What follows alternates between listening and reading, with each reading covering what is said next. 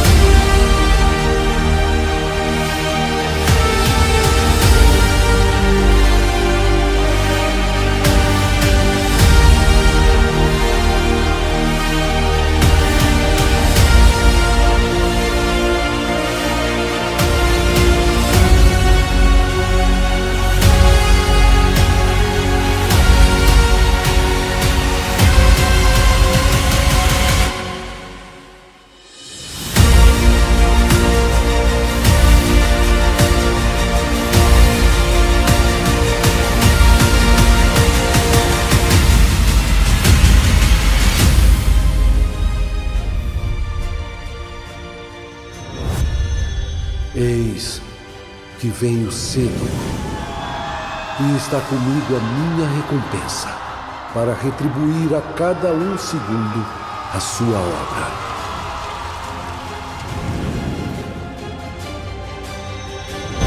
Eu sou o Alfa, eu sou o Ômega.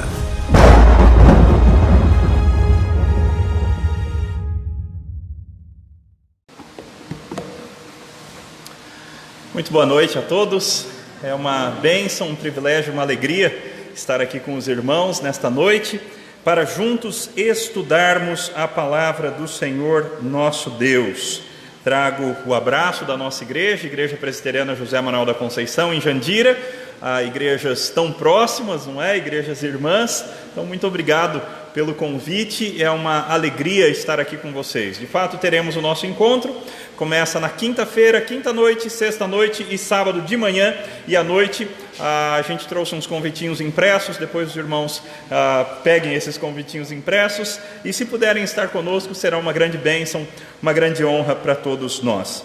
Queridos, nós vamos estudar o livro, a carta de Paulo aos Romanos. Então, por favor, abra a sua Bíblia nesse preciosíssimo trecho da palavra de Deus e nós iremos estudar tudo que nós conseguirmos estudar a partir desse texto, aquilo que será possível estudar dele em uma só noite.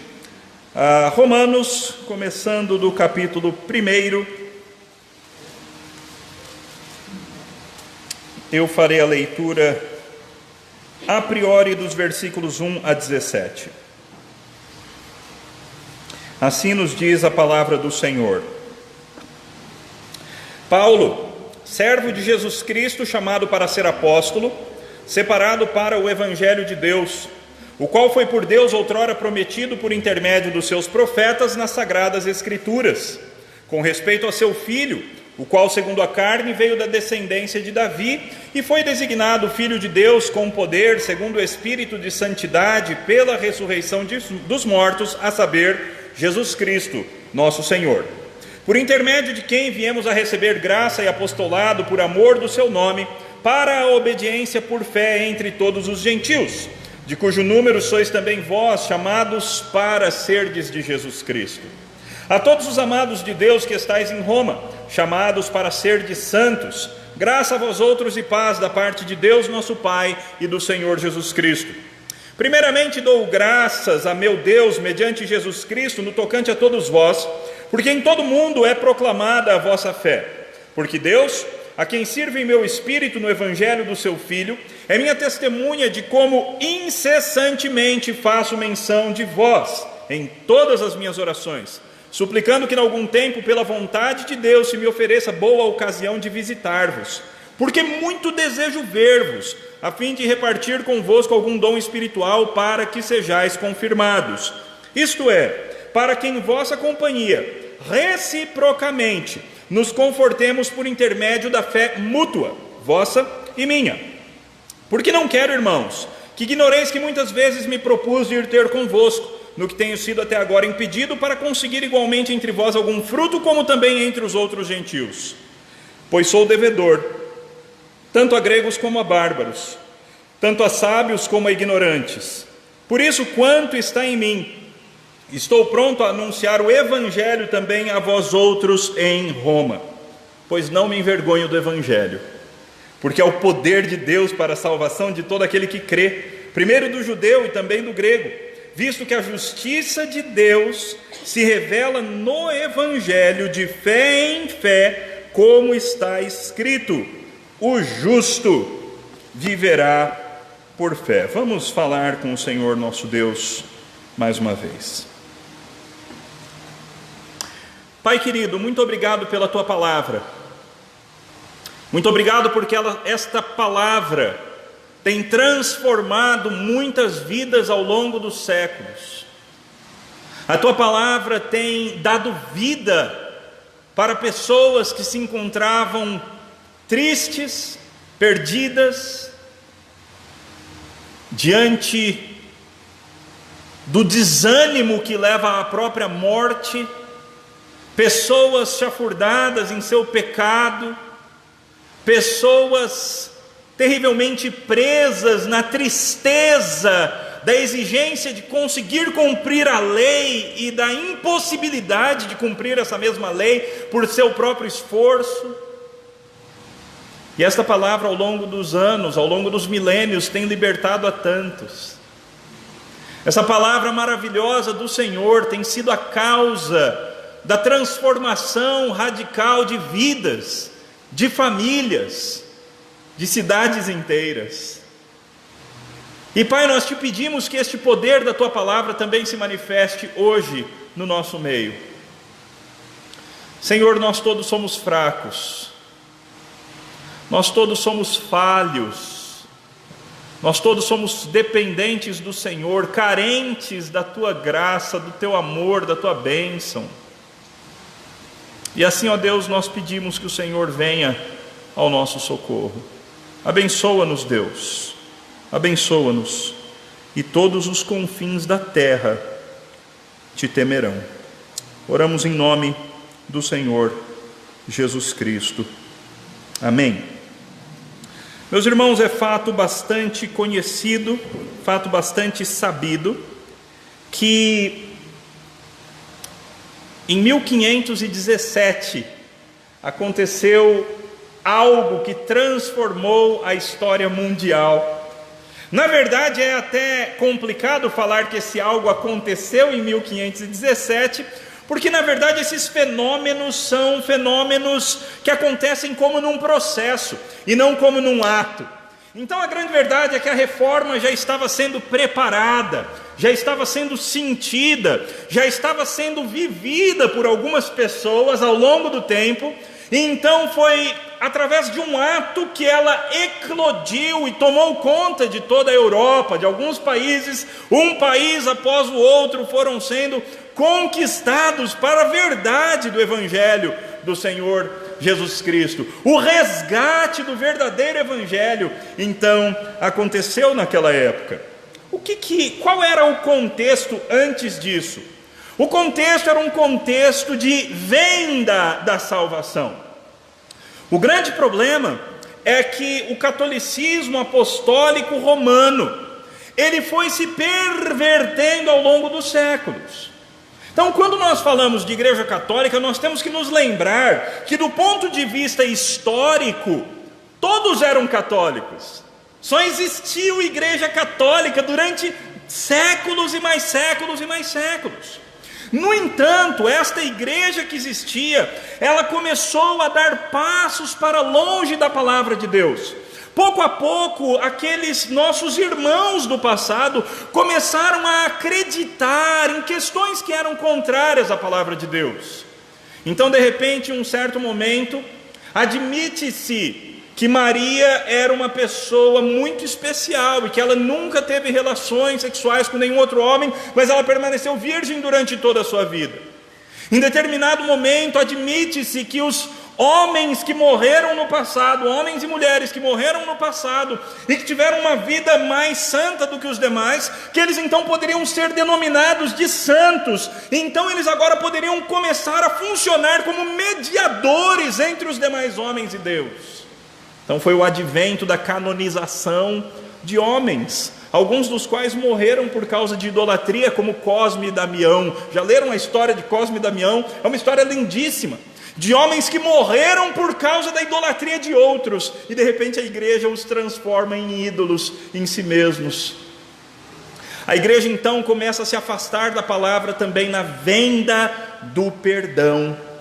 Então a igreja começou a fazer a seguinte oferta: se você tem um parente, e o seu parente morreu, e você não tem certeza se esse parente morreu próximo ou distante de Deus, já que dentro do catolicismo a salvação acontecia por obras e não somente pela fé, então se você não tem certeza se as obras do seu parente foram suficientes para que ele ganhasse a salvação, então se você pagar um bom dinheiro aqui para mim, então eu como mediador, eu como sacerdote, eu como padre, eu como bispo, eu como cardeal, eu como papa, eu libero um perdão especial para o seu parente morto.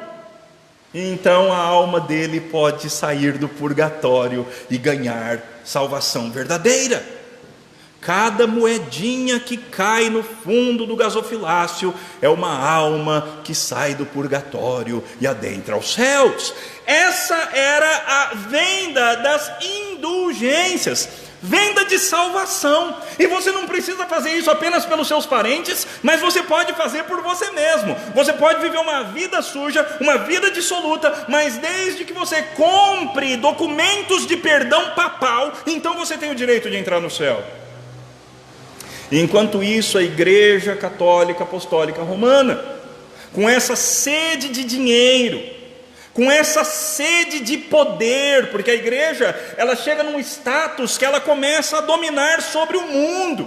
Os países consultam o Papa antes de tomarem decisões. O Papa era a grande pessoa que existia no mundo. Ele tomou o lugar que era do imperador romano, e ele se tornou o grande líder mundial naquele momento, no final da Idade Média. E a igreja se corrompe. A igreja então se torna uma instituição suja, uma instituição cheia de inverdades, uma instituição que mantinha a Bíblia em latim, a fim de que o povo não tivesse acesso às escrituras. Uma instituição que pregava em latim e o povo não entendia nada. Imaginem chegar no domingo numa igreja, e então o sermão e tudo que acontecer ali ser numa língua que você não entende lhufas, não entende nada. Isso era a igreja daquele momento.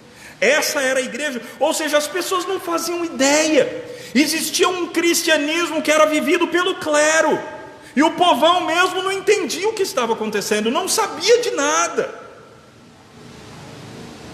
E a igreja então vai se pervertendo.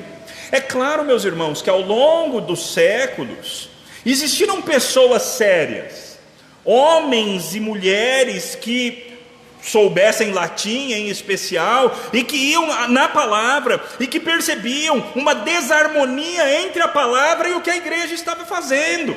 Alguns desses até perderam a sua vida por causa disso, como é o caso de John Huss, aquele que era um precursor da reforma, como o caso de Wycliffe, que traduziu a Bíblia para o inglês e morre por causa disso.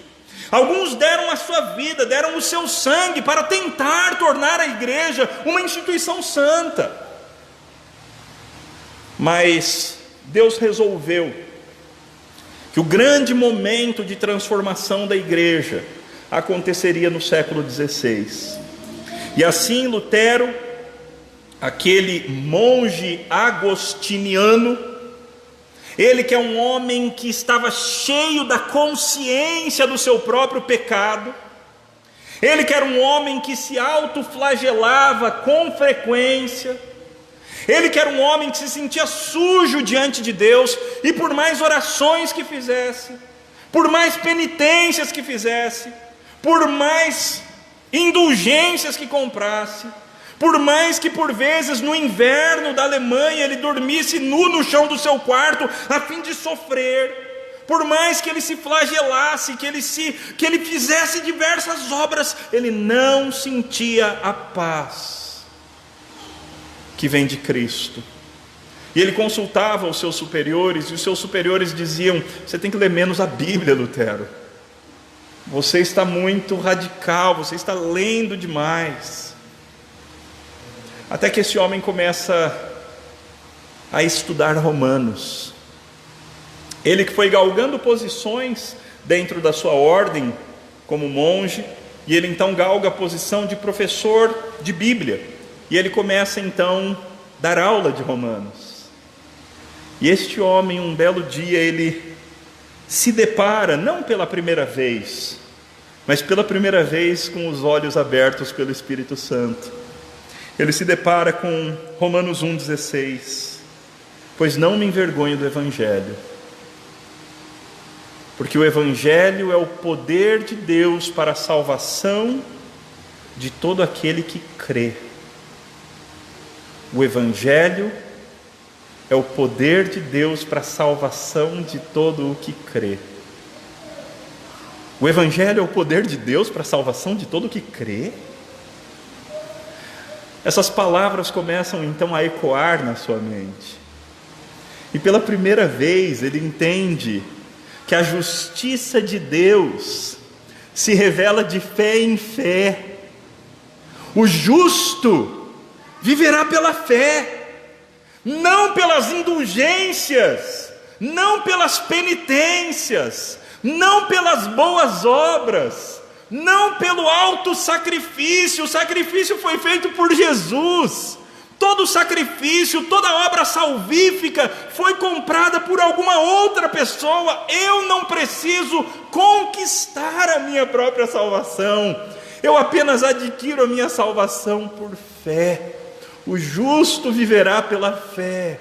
E então os olhos de Lutero se abrem. E ele entende que salvação não é algo que o ser humano conquista com o seu próprio esforço. Nem metade da salvação é algo que o ser humano conquista com o seu próprio esforço. Porque dentro do catolicismo, a ideia em geral era: você anda metade do caminho, Deus anda a outra metade do caminho, e aí você e Deus se encontram. Mas Lutero entendeu que Cristo andou o caminho inteiro, veio, nos pegou no colo e nos levou para o outro lado. Cristo já fez tudo o que era necessário que fosse feito para a nossa salvação. E aí então essa verdade explode em sua mente, explode em seu coração. Ele escreve 95 verdades a partir da palavra de Deus, ou pelo menos coisas que ele cria que estavam erradas na sua igreja, na igreja católica apostólica romana, e ele então afixa na porta da catedral de uma cidade chamada Wittenberg, onde então aquilo se torna um motivo de discussão. Por que na porta da igreja? Porque aquele era o lugar onde se afixava o jornal da época, ok? Então as pessoas começam a Conversar. Como a imprensa tinha sido inventada há pouco tempo, aquilo ali é impresso e em pouco tempo está em toda a Europa.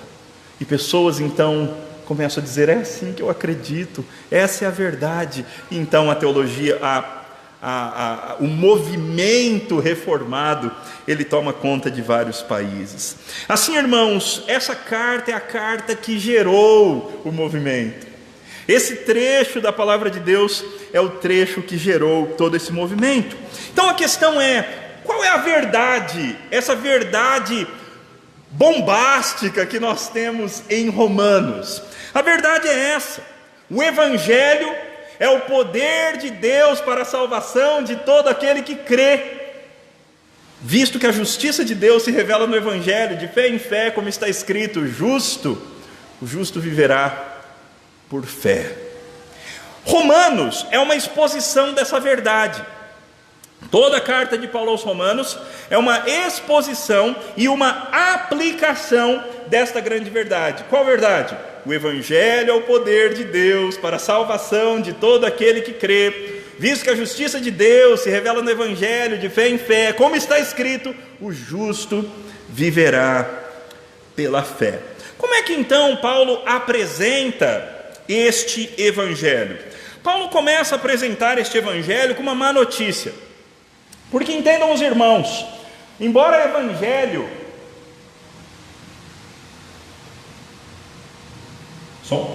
Obrigado, irmão. Embora Evangelho signifique boa notícia, a palavra Evangelho significa boa notícia, uma boa nova. Evangelho acontecia quando um exército ganhava uma guerra, e aí então o primeiro soldado que percebesse que o exército ganhou a guerra e que saísse correndo igual louco para avisar o rei da vitória, esse soldado ganharia uma bolada de dinheiro.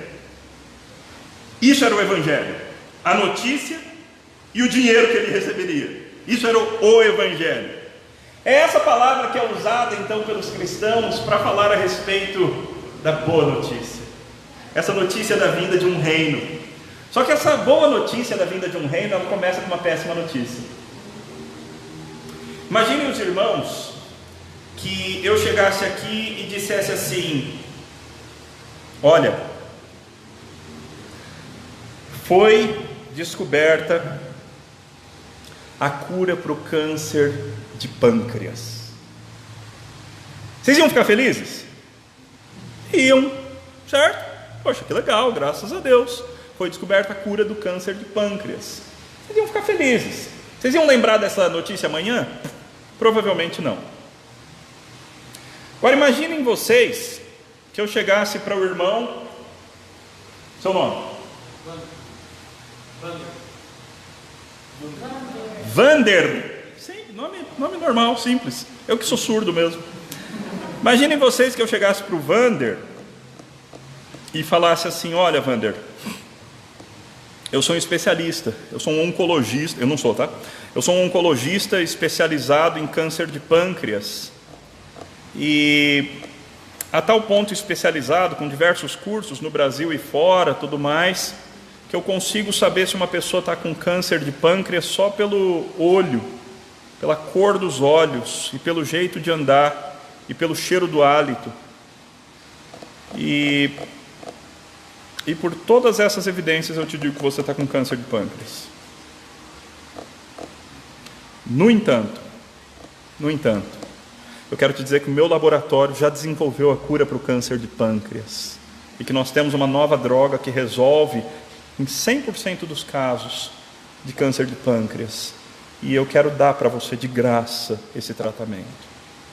Você ia esquecer dessa notícia amanhã?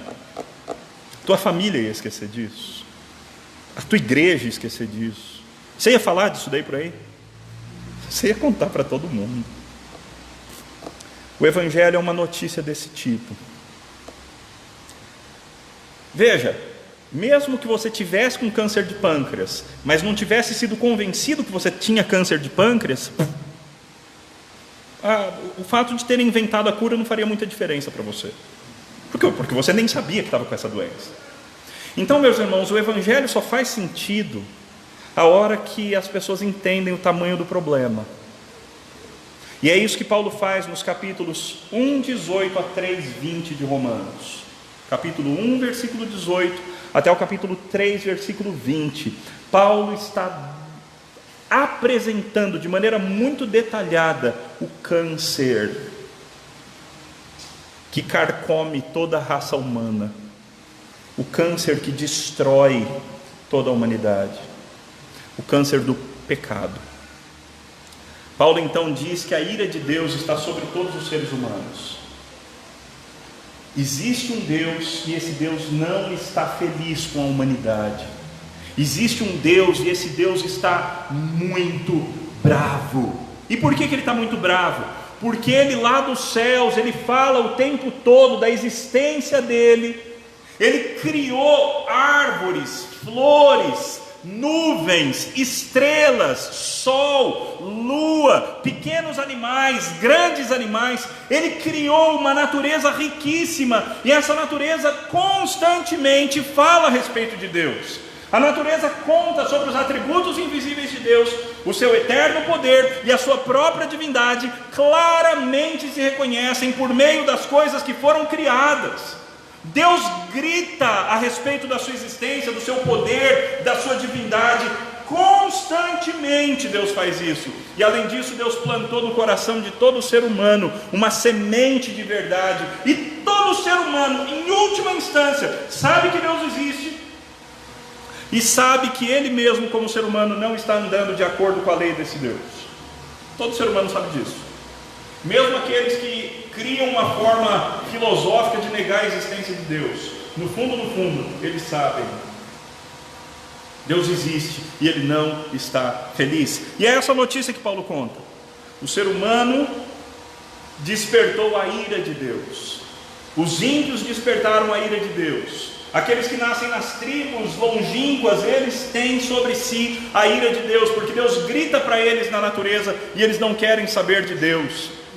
Eles não reconhecem a Deus, eles não agradecem a Deus, pelo contrário, eles se entregam de maneira livre aos seus próprios pecados, e por isso eles são indesculpáveis.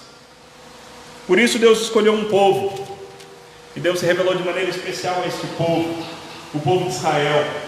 O problema é que o povo que tinha a lei também passou a agir de maneira semelhante àqueles que não tinham a lei. Eles também se entregaram aos seus próprios prazeres, aos seus próprios desejos, aos seus próprios pecados. Eles também se corromperam, de maneira que o diagnóstico de Deus, quando Deus olha para a humanidade, ele é apresentado muito claramente no capítulo 3, versículo 9. Vejam que no capítulo 3, versículo 9, Paulo diz para a gente o que ele está fazendo. Ele está concluindo o que ele começou no capítulo 1, versículo 18. Ele diz assim: o que se conclui? A partir de tudo isso, qual é a conclusão? Temos nós qualquer vantagem? Não, de forma nenhuma, pois já temos demonstrado que todos, tanto judeus como gregos, estão debaixo do pecado. Essa é a conclusão. Qual é a situação da humanidade inteira? Todos estão debaixo do pecado. Isso não é novidade, a Bíblia já dizia isso. Não há justo nenhum sequer, não há quem entenda, não há quem busque a Deus. Todos se extraviaram, a uma se fizeram inúteis. Não há quem faça o bem, nenhumzinho. A garganta deles é sepulcro aberto, com a língua eles ficam pensando em coisas enganosas. Existe veneno de serpente em seus lábios. Não há temor de Deus diante dos seus olhos. E a lei só faz comprovar tudo isso. Quando você compara a palavra com a humanidade, você vê que isso é uma grande verdade, porque ninguém faz a vontade de Deus. Então Paulo começa a descrição do Evangelho, a sua exposição do Evangelho, começa com essa péssima notícia: vocês estão com câncer. Existe um câncer espiritual que está em todos os seres humanos. Criancinha mais lindinha que nasce, já nasce com esse câncer, já nasce com essa feiura, já nasce com essa monstruosidade dentro de si. Não há justo nenhum sequer, não há um que entenda, não há justo. E é por isso que a ira de Deus está sobre todos os seres humanos. É só uma questão de tempo até Deus despejar a sua ira sobre a humanidade. De quando em quando Deus faz isso.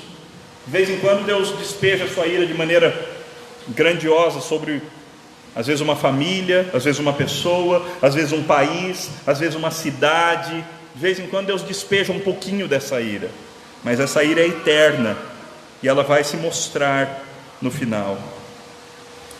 Sabe qual é a melhor palavra que você tem para ouvir depois que você ouve uma péssima notícia? Alguém vem e te deu uma péssima notícia. Sabe qual é a melhor palavra que pode vir depois da péssima notícia? Oi? Uma conjunção adversativa. Mas é a palavra mais feia da Bíblia e é a palavra mais linda da Bíblia. Ela é a mais feia em Gênesis 3, porque tudo estava lindo, e Gênesis 3 começa com mas. E eles falam assim, não, mas não. Mas ela é a mais linda em Romanos 3:21, ou em Efésios capítulo 2 também. Mas Deus. Aqui no nosso texto que a gente tem é exatamente isso. Mas agora, sem lei, se manifestou a justiça de Deus, testemunhada pela lei e pelos profetas. Justiça de Deus mediante a fé em Jesus Cristo, para todos e sobre todos os que creem. Leiam comigo os versículos 21 e 22 de novo. 21, 22 e 23. Mas agora, sem lei, se manifestou a justiça de Deus, testemunhada pela lei e pelos profetas. Justiça de Deus mediante a fé em Jesus Cristo, para todos e sobre todos os que creem, porque não há distinção, pois todos pecaram e carecem da glória de Deus. Meus irmãos, essa é a melhor notícia do universo. Sabe qual que é essa notícia? Essa notícia é a seguinte: normalmente a justiça de Deus é uma coisa boa ou ruim para nós, seres humanos pecadores? Normalmente a justiça de Deus é uma coisa boa ou ruim para nós pecadores? Vocês acham? Boa, você acha mesmo? Qual é o problema da justiça de Deus? É muito mais fácil servir Baco, o Deus do vinho. Por quê? Qual é a justiça de Baco? Quanto mais você beber, mais você me agrada. Opa! Então é fácil servir esse Deus, certo? Agora, e a deusa Diana? É fácil servir a deusa Diana, porque qual é a justiça dela? Imoralidade. Você cometeu imoralidade, você agrada a deusa Diana, a falsa deusa Diana. Mas e um Deus que é santo, puro e perfeito? A justiça dele está a nosso favor? Sendo nós o que nós somos? Não.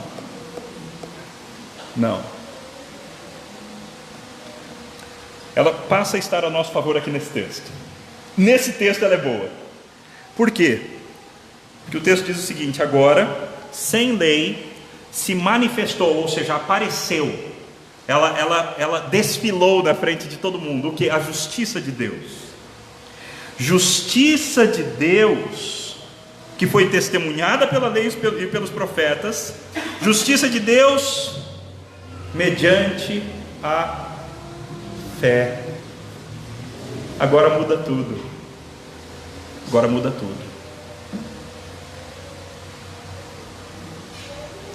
Porque agora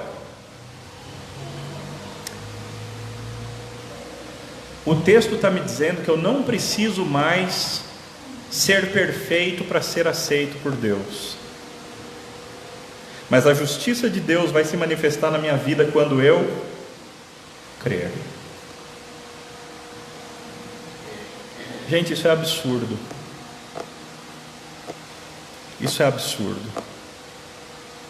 E eu clamo ao Espírito Santo que vocês estejam entendendo o que eu estou dizendo. Isso é muito grandioso. Você não é justo. Eu não sou justo. Meus pensamentos, minhas motivações, minhas atitudes, de uma semana só, de um dia só, me fazem merecer o inferno, a ira eterna de Deus contra mim. Mas Deus agora me convida simplesmente a crer. E se eu crer, a justiça de Deus se manifesta na minha vida, a meu favor, não contra. Então Deus passa a oferecer a justiça dele de graça. Basta você crer.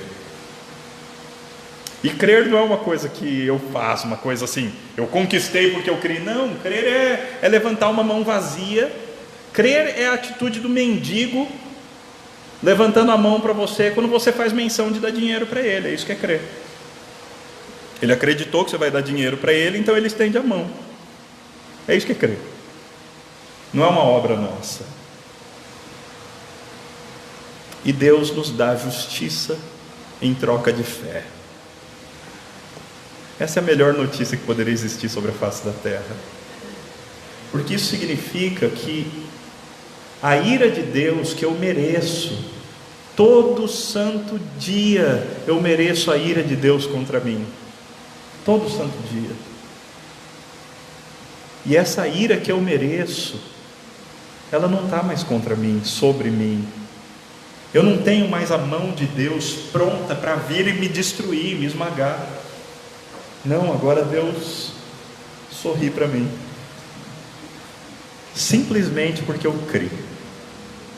Simplesmente porque eu olhei para Jesus e eu chamei de Jesus de meu Salvador, meu amado, meu Senhor, meu tudo.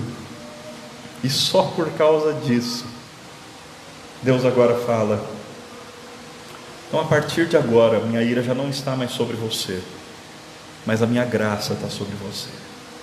A partir de agora, acabou, não mais ira, agora o meu favor está sobre você. É assim que esse texto continua até o capítulo 5. Até o capítulo 5, Romanos vai explicar as diversas relações entre a nossa justificação e a nossa fé. Então, por exemplo, no versículo 24 ele diz que nós, somos justificados gratuitamente pela graça. Gratuitamente pela graça é um pleonasmo, é uma repetição que seria desnecessária se ela não fosse tão necessária. Nós somos justificados de graça e de graça, gratuitamente pela graça. É para ver se a gente entende que ele repete: mediante a redenção que há em Cristo Jesus, a quem Deus propôs no seu sangue como propiciação. Essa palavrinha é extremamente importante. Sabe o que é propiciar? Propiciar é o seguinte: imaginem que eu deixo minha esposa triste por algum motivo, e eu às vezes faço isso. E aí então minha esposa está triste e brava com razão, porque eu falhei em alguma coisa. E aí então eu vou trabalhar e na volta eu passo em algum lugar, compro uma orquídea e trago para ela. Eu falo assim: olha, eu falhei, me perdoa, e dou a orquídea para ela. A reação dela de ficar minha amiga de novo é a propiciação. Ela se tornou propícia de novo a mim. Ela não está mais brava, ela não está mais chateada, ela está propícia a mim. É isso que é propiciação. Deus está veirado com a gente.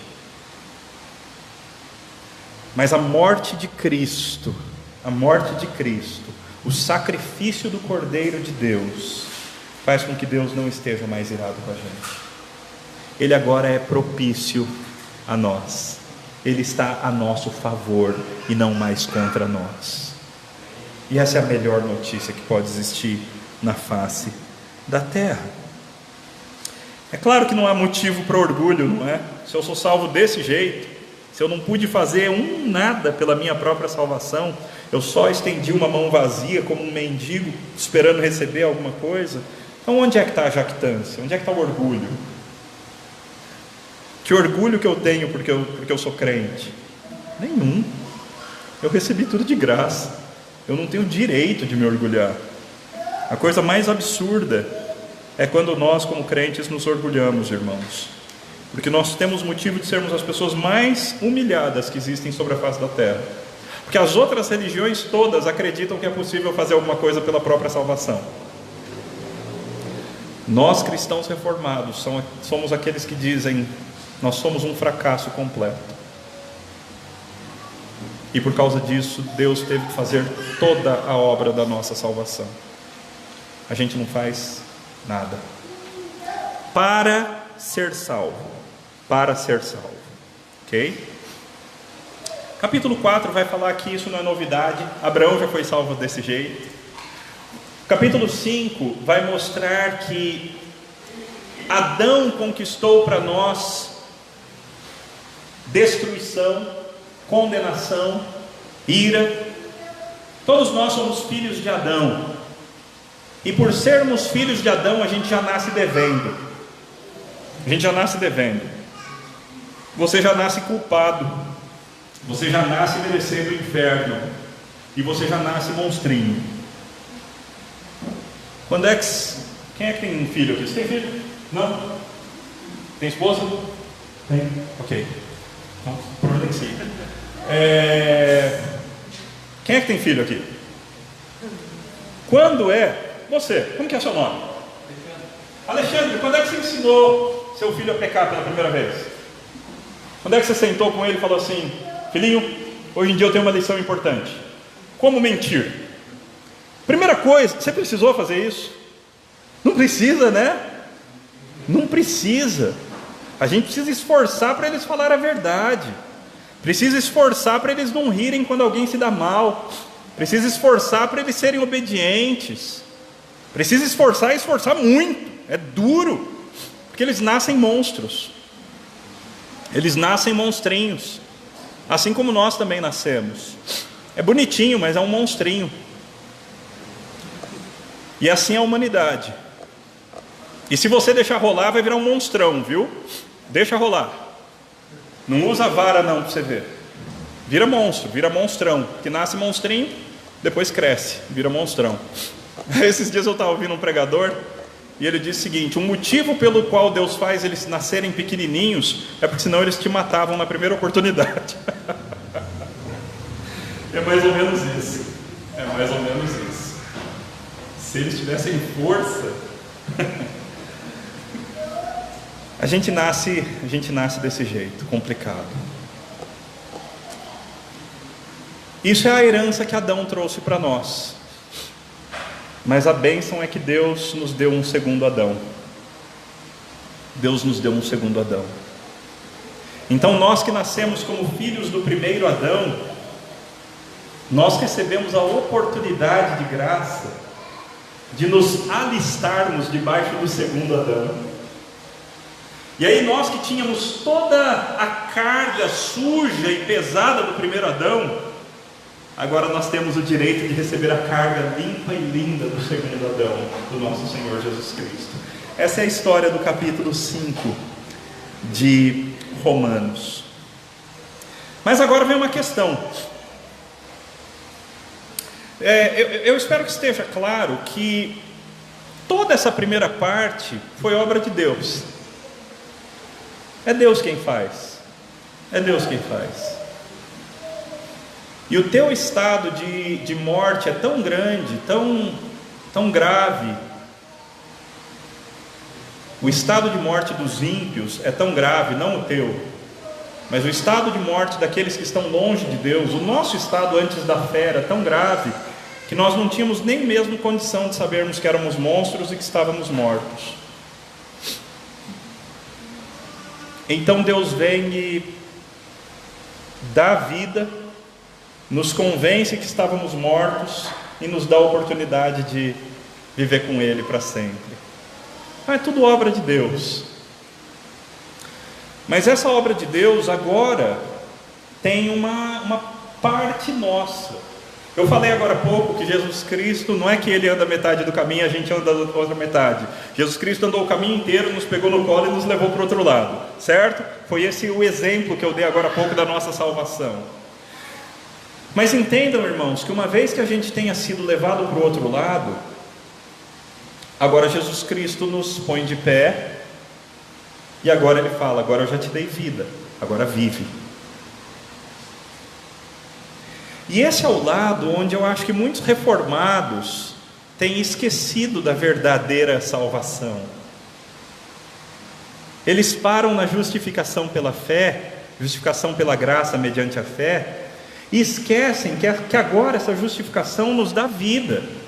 E agora com vida a gente pode viver. Então no capítulo 6 de Romanos, o que você vai encontrar é exatamente essa discussão. Vou trocar aqui de microfone. Pode ser esse? Obrigado, meu irmão. É exatamente essa a discussão do capítulo 6 de Romanos. Como é que agora nós podemos, como é que agora nós devemos viver? Agora que nós fomos redimidos, restaurados, transformados, justificados pela fé e de graça, totalmente de graça. Agora que nós estamos ligados ao segundo Adão, não mais ao primeiro. Agora que pela fé nós somos filhos de Abraão e todas as promessas de Abraão são nossas, são para nós. Agora que o sacrifício de Cristo se tornou a minha justiça e Deus olha para mim e Ele não vê mais um cara que merece ser destruído e fulminado, mas Ele vê um homem justo pela graça, mediante a fé. Como é que eu devo viver agora essa vida? Essa é a resposta que nós temos em Romanos capítulo 6, cujo versículo 1 nos diz assim: que diremos, pois? Permaneceremos no pecado para que a graça seja mais abundante? Ou seja, o nosso pecado, ele revelou de maneira gloriosa a graça de Deus. Então o nosso pecado, se não tivesse entrado o pecado no mundo, a gente nunca conheceria parte do caráter de Deus. A gente nunca conheceria o perdão de Deus. A gente nunca conheceria a graça de Deus. A gente nunca conheceria a paciência de Deus. A gente nunca conheceria a misericórdia de Deus. Se não existe pecado, esse lado dos atributos de Deus não poderiam aparecer para nós. Mas uma vez que o pecado entrou no mundo, embora o pecado seja uma coisa ruim, mas o pecado fez com que a graça de Deus fosse revelada de maneira tão maravilhosa. Paulo, pensando nisso, agora ele pergunta: então vamos pecar, não é? Para que a graça apareça cada vez mais. Tem crente presbiteriano que acha que é assim que vive. Já que é pela graça, então eu não tenho responsabilidades, eu não preciso viver uma vida santa. E a resposta de Paulo para essa pergunta é claro que não, você está errado. Como é que você vai viver no pecado se você morreu para o pecado? Essa argumentação vem logo em seguida, olha só. Como viveremos ainda no pecado, nós, os que para o pecado morremos? Ou porventura ignorais que todos nós que fomos batizados em Cristo Jesus, fomos batizados na morte dele. Fomos, pois, sepultados com ele na morte pelo batismo, para que como Cristo foi ressuscitado dentre os mortos pela glória do Pai, assim também nós andemos em novidade de vida. Porque se fomos unidos com ele, com Cristo, na semelhança da morte dele, certamente o seremos também na semelhança da sua ressurreição. Quando você se converteu, e eu não tenho problema nenhum de falar eu me converti, porque existe um aspecto que é isso mesmo, Deus que fez, mas a gente se converte. Deus dá vida e a gente escolhe Cristo, Deus dá vida e a gente escolhe a conversão, mas é Deus que faz, de capa a capa. Quando isso aconteceu, naquele dia, aconteceu um milagre que a gente fala pouco sobre ele nas nossas igrejas. Naquele dia você foi unido a Jesus Cristo. Naquele dia, de alguma forma, você e Cristo se tornaram um. A tal ponto que a Bíblia fala que aqueles que são casados são um corpo com o cônjuge, mas aquele que pertence ao Senhor é um espírito com o Senhor. É por isso que a tua união com o teu cônjuge é até que a morte o separe. A tua união com Cristo dura para depois da morte. Porque você se tornou um espírito com o Senhor Jesus Cristo. O Espírito de Cristo habita em você. O teu espírito foi unido ao Espírito de Cristo. E agora você tem vida. O crente não é alguém que foi justificado e agora vai viver nos pecados de outrora. Não.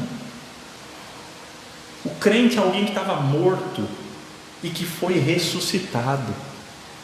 Sabe a vida de Cristo?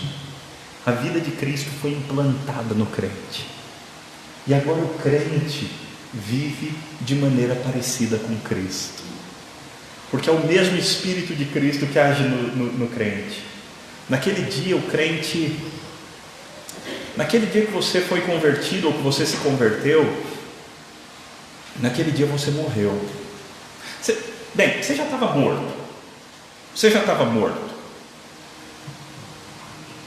Mas aquele morto que ainda fazia algumas coisas, tinha algumas vontades, tinha alguns planos, alguns sonhos, essa pessoa morreu. E uma nova vida espiritual. Gente, isso tudo é coisa sobrenatural, viu?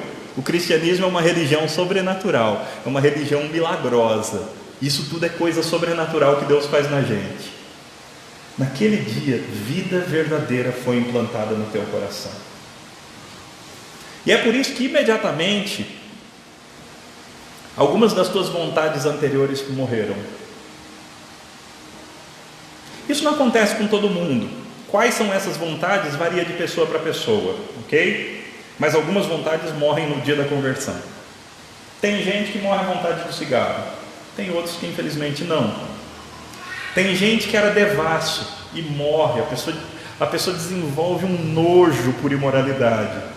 Tem outros que lutam um tanto a mais nessa área. Todos são transformados um bom tanto. Mas existem áreas que ainda existem lutas para cada um. Tem gente que passava a perna em todo mundo, a pessoa enganava todo mundo, e o grande prazer da pessoa era enganar outros. Na conversão, a pessoa adquire um nojo disso. Então cada um passa por um tanto de mudança no momento da conversão. Sabe por quê? Porque a vida de Cristo foi transferida para ele. Agora, como é que Paulo expressou isso? Paulo expressou isso da seguinte maneira: agora já não sou eu quem vive, mas é Cristo que vive em mim. E esse viver que agora tenho na carne, vivo pela fé no Filho de Deus, que me amou e a si mesmo se entregou por mim. É isso que acontece, é esse milagre. O velho João Paulo morreu. No meu caso, lá em 1994. 1994. Filho de pastor, revoltado porque tinha entendido a respeito da minha adoção, revoltado por ser um negro numa família de brancos, com 14 anos, mas revoltadinho. E aí Cristo de repente resolveu chegar e falar assim: agora vive, agora eu te dou vida. E lá num acampamento, lá no Palavra da Vida em Atibaia, em 1994, foi o dia que ele me conquistou, de uma vez por todas e para sempre. E já mandou conversão e chamado para o ministério junto. E é assim que ele vai fazendo. Ele transfere vida, e vida abundante para nós. Eu não sei como foi com você, mas o fato é que naquele dia o teu velho homem foi crucificado com Cristo, e nasceu um novo homem, junto com a ressurreição de Cristo. De novo, eu já disse que isso é sobrenatural, não é? No dia que você converte, naquele mesmo dia, é como se você tivesse sido crucificado com Cristo e você morreu na cruz com Cristo. E naquele mesmo dia, é como se o domingo da Páscoa acontecesse na tua própria vida, e agora você também saiu do túmulo, agora você é um novo eu. Louvado seja o nome do Senhor. Paulo continua falando sobre isso no capítulo 6 de Monte. Eu vou ler só mais alguns versículos 5 em diante. Porque se fomos unidos com Cristo na semelhança da sua morte, certamente o seremos também na semelhança da sua ressurreição. Sabendo também isso, que foi crucificado com ele o nosso velho homem, para que o corpo do pecado seja destruído, e não sirvamos o pecado como escravos. Você não é escravo do pecado. Se você é crente, você não é mais escravo do pecado. É por isso que a igreja tem que começar a aprender a disciplinar mais quando pessoas caem em pecados repetitivos. Hoje em dia a gente fica dando nome de doença para pecado e fica desculpando as pessoas. Não, é pecado mesmo. E é pecado voluntário, porque se a pessoa realmente tomasse posse daquilo que Cristo conquistou para ela na cruz, a pessoa venceria. Então é claro, a gente vai caminhar um tempo, a gente vai pastorear, a gente vai andar junto, mas tem uma hora, meus irmãos, tem uma hora que já não dá mais, porque ninguém que vive com Cristo pode continuar na situação de ser escravo do pecado. Nós pecamos, todo crente ainda peca, mas uma coisa é pecar, outra coisa é ser escravo do pecado. Uma coisa é o pecado ser a constante na tua vida, a outra coisa é o pecado ser a exceção. Uma coisa é você viver em luta contra o pecado e ter várias vitórias, e de vez em quando tomar uma bordoada e ter uma derrota. A outra coisa é você viver em pecado e se entregar para o pecado. Isso não é coisa de crente. E é sobre isso que Paulo vai falar no capítulo 6. Por outro lado, no capítulo 7, ele fala dos tombos que a gente ainda toma como crente. No capítulo 7 ele fala: desventurado homem que sou, pois o bem que eu quero eu não faço, e o mal que eu odeio, esse às vezes eu ainda faço. Quem me livrará do corpo dessa morte? Porque assim é a vida cristã. Você vence um monte de pecado para descobrir que debaixo daquela camada existem outros. É como uma cebola, né? Você arranca a primeira pele e tem a segunda embaixo, aí você arranca a segunda, tem a terceira, você arranca a terceira, aí vem a primeira camada da cebola, você arranca ela, tem outra camada, você arranca aquela, tem outra. E é assim que é a vida do crente. A gente vai se tornando cada vez mais parecido com Cristo, mas o processo é penoso. Então sim, você vai abandonando pecados, mas quando você abandona, você descobre que por trás daquele tem uma outra coisinha lá, feia, suja, fedida, e agora você tem que lidar com aquela. Aí você passa um tempo, você vence, e aí você descobre que abaixo daquela tinha mais uma. Para quem vê de fora, a pessoa te vê assim, ó, crescendo de glória em glória, restaurando a imagem de Cristo em você. Mas para você que está no processo, às vezes a tua dor é a dor de Paulo no capítulo 7 de Romanos. E você anseia pela libertação completa, quando finalmente Cristo vai te fazer semelhante a Ele 100%. Essa é a angústia de Paulo no capítulo 7 de Romanos. A bênção é que o capítulo 7 termina da seguinte maneira: desventurado homem que sou, quem me livrará do corpo dessa morte? Graças a Deus por Jesus Cristo nosso Senhor. De maneira que eu, de mim mesmo, com a mente sou escravo da lei de Deus, segundo a carne, da lei do pecado. Só que ele continua no capítulo 8. E no capítulo 8 ele vai falar que nós temos o Espírito Santo. Então sim, por um lado a gente tem essas lutas e até momentos de desânimo por causa do pecado que habita em nós. Por outro lado, nós temos o Espírito Santo de Deus. E esse Espírito, ele fala para o nosso espírito. Existe uma conversa de espíritos acontecendo. o tempo todo dentro do crente. O Espírito Santo conversando com o Espírito do crente, dizendo: você é um filho de Deus. Não se esqueça, você é um filho de Deus. O Espírito testemunha com o nosso espírito de que nós somos filhos de Deus.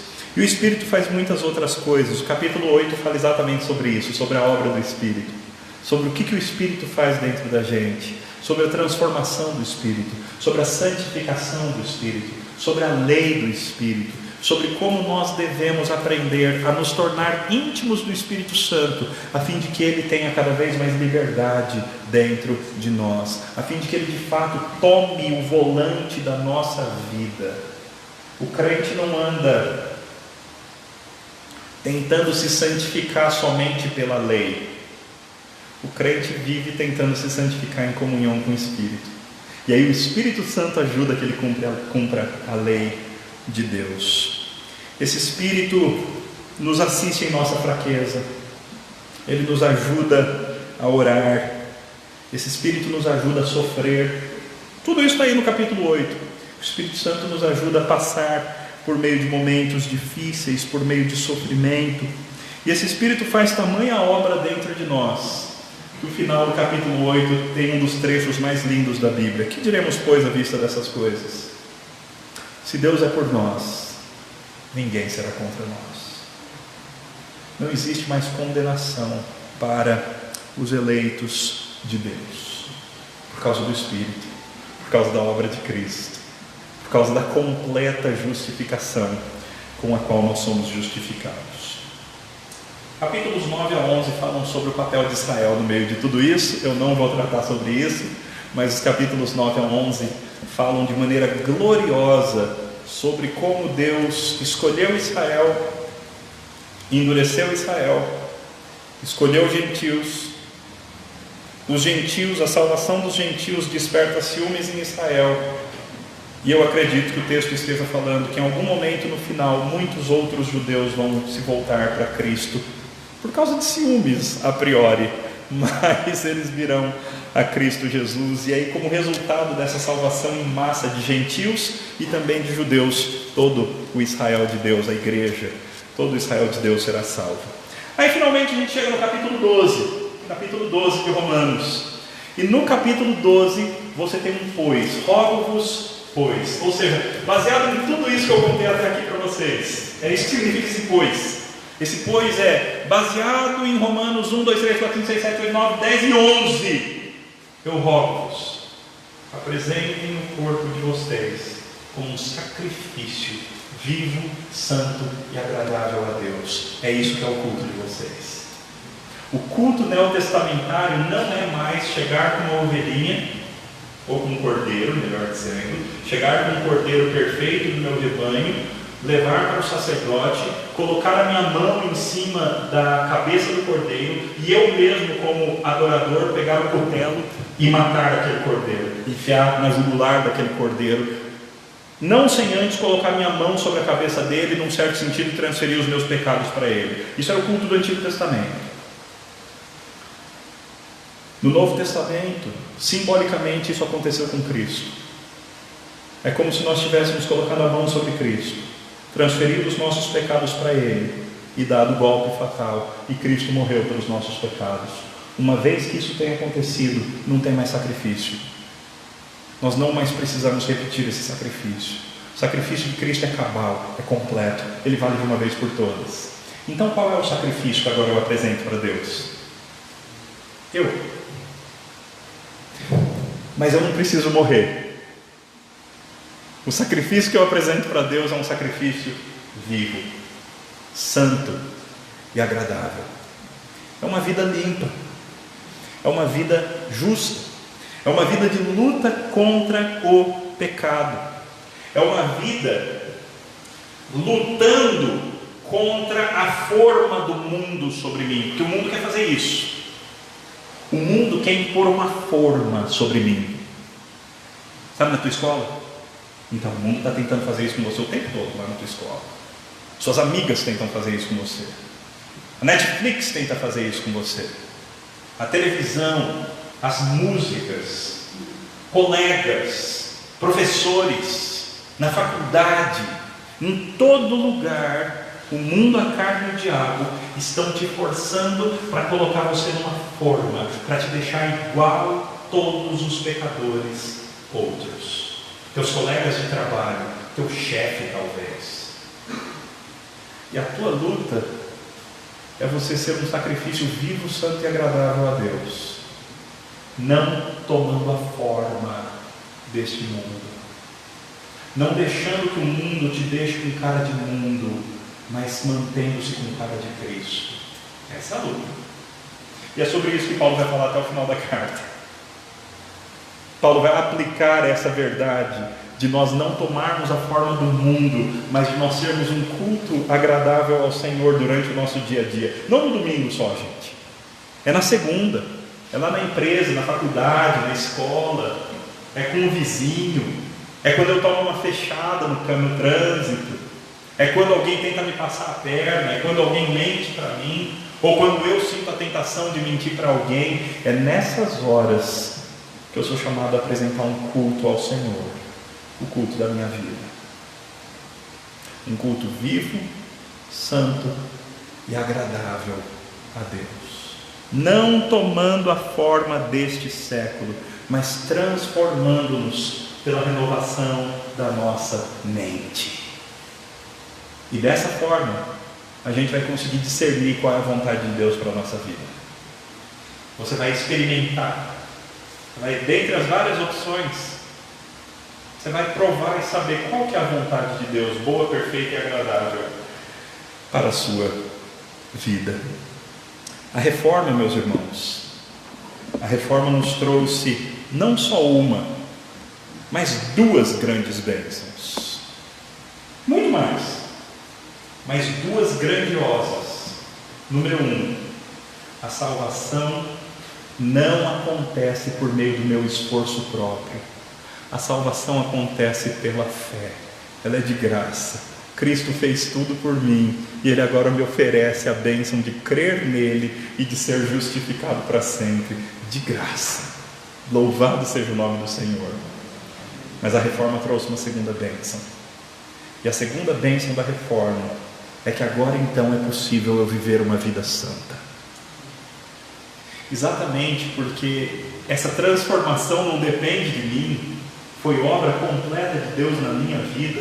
Então agora é possível eu ser crente de verdade no meu trabalho, crente de verdade na minha escola, crente de verdade na minha faculdade, crente de verdade como um vizinho, como um comprador, como um vendedor, como qualquer outra coisa.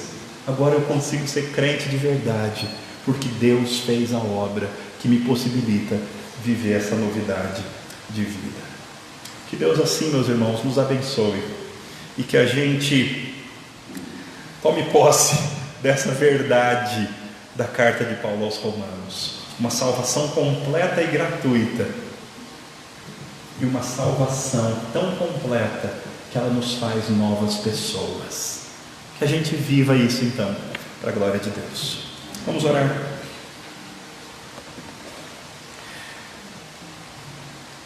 Pai querido, obrigado pela Tua palavra, obrigado pela verdade do Teu Evangelho, obrigado por nos lembrar nesta noite de que o Senhor nos salva de graça. Nós não merecemos, mas o Senhor nos conquistou, nos amou com amor eterno e nos atraiu com benignidade. Foi pago um alto preço para que nós hoje pudéssemos nos chamar de filhos de Deus, não mais filhos da ira como os demais, mas filhos adotivos do Senhor nosso Deus, por causa do nosso irmão mais velho, Senhor Jesus Cristo. Obrigado pela salvação gloriosa que o Senhor nos dá de graça. Obrigado também, ó Deus, porque essa salvação não apenas nos justifica, mas também nos santifica. O Senhor nos dá o seu Espírito, o Senhor nos dá união com Cristo, o Senhor nos dá filiação, o Senhor nos dá tudo o que nós precisamos para viver uma vida piedosa, uma vida santa, uma vida pura, limpa, para dizermos não às tentações e vencermos as investidas do diabo contra nós. Assim, ó Pai, ajuda-nos a glorificarmos o Senhor com o nosso culto do dia a dia. Que a nossa vida seja um culto para o Senhor.